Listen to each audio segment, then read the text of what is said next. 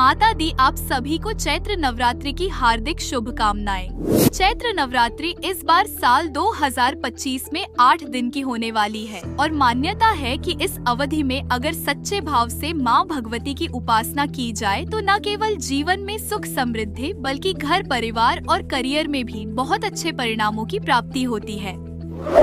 नवरात्रि के पहले दिन कलश स्थापना की परंपरा भी सदियों से चली आ रही है। कहते हैं कि जहां शुभ मुहूर्त में घट स्थापना यानी कि कलश स्थापना की जाती है तो वहां पर सदा ही मां दुर्गा का आशीर्वाद बना रहता है।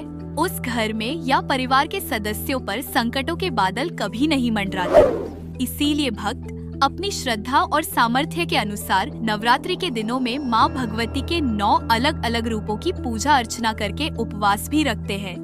तो चलिए आपको बताते हैं इस बार चैत्र नवरात्रि कब से प्रारंभ होंगी, कब समाप्त होंगी, अष्टमी और नवमी तिथि कब रहेगी और कलश स्थापना का शुभ मुहूर्त क्या रहेगा। इस बार तिथियों की गड़बड़ के कारण आपके मन में यह प्रश्न भी जरूर होगा कि नवरात्रि में किस दिन किस देवी माँ की पूजा की जाएगी और अष्टमी और नवमी तिथि क्या इस बार एक ही दिन पड़ रही है या फिर अलग अलग दिन में अपने मुहूर्त के अनुसार ही पूजा की जाएगी। साल 2025 में चैत्र नवरात्रि प्रारंभ होंगी 30 मार्च दिन रविवार से और चैत्र नवरात्रि व्रत समाप्त होंगे 6 अप्रैल दिन रविवार को, यानी कि रविवार के दिन से ही व्रत प्रारंभ होंगे।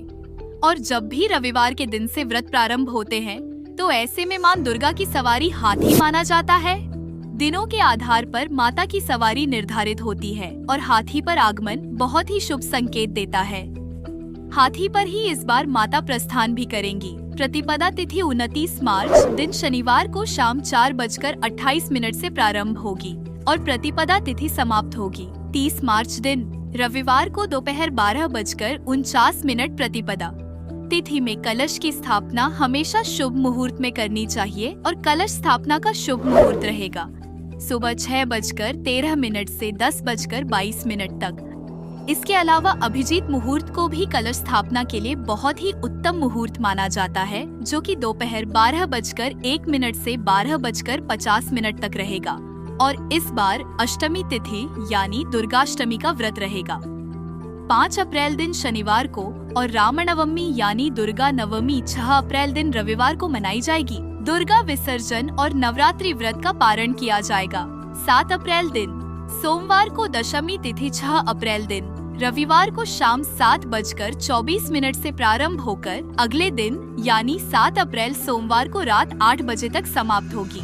वैसे तो दशमी तिथि में ही कलश विसर्जन और नवरात्रि व्रत का पालना करना चाहिए, लेकिन बहुत से भक्त अष्टमी तिथि के दिन जिनके घर में कन्या पूजन होता हो वो कन्या पूजन करने के बाद अन्न ग्रहण कर लेते हैं। तो कुछ लोग नवमी तिथि के दिन कन्या पूजन करके अन्न ग्रहण कर लेते हैं और फिर नवमी तिथि को ही शाम के समय सूर्यास्त से पहले कलश विसर्जन भी कर लेते हैं। ऐसे में अगर हो सके तो आपको दशमी तिथि के दिन ही माता की चौकी हटानी चाहिए। कलश का विसर्जन भी दशमी तिथि को ही करना चाहिए। अगर बात करें इस बार नवरात्रि में किस दिन किस देवी माँ की पूजा की जाएगी, तो इस बार जैसा कि आप जानते ही हैं 30 मार्च से नवरात्रि प्रारंभ होंगी, तो इस दिन तो घट स्थापना और माँ शैलपुत्री की पूजा की जाएगी। इसके बाद अगले दिन 2 तिथि एक साथ पड़ रही है, तो 2 तिथि में यानी माँ ब्रह्मचारिणी और माँ चंद्रघंटा की पूजा एक साथ की जाएगी, एक ही दिन की जाएगी। और इसके ठीक अगले दिन से क्रमशः माँ कुष्मांडा माँ, स्कंद माता माँ, कात्यायनी माँ, कालरात्रि माँ, महागौरी और माँ सिद्धिदात्री की पूजा की जाएगी। अगर आप नवरात्रि के व्रत रखते हैं तो इस बात का आपको विशेष ध्यान देना है कि नवरात्रि में केवल और केवल दूसरे दिन 2 देवियों की पूजा एक साथ की जाएगी। बाकी आपको लगातार जिस क्रम से पूजा करनी होती है उसी क्रम से करनी होगी। अष्टमी तिथि 4 अप्रैल शुक्रवार की रात 8:13 से प्रारंभ होगी और जिसकी समाप्ति अगले दिन यानी 5 अप्रैल शनिवार को शाम 7:13 से 26 पर होगी। इसके बाद से ही नवमी तिथि प्रारंभ होगी।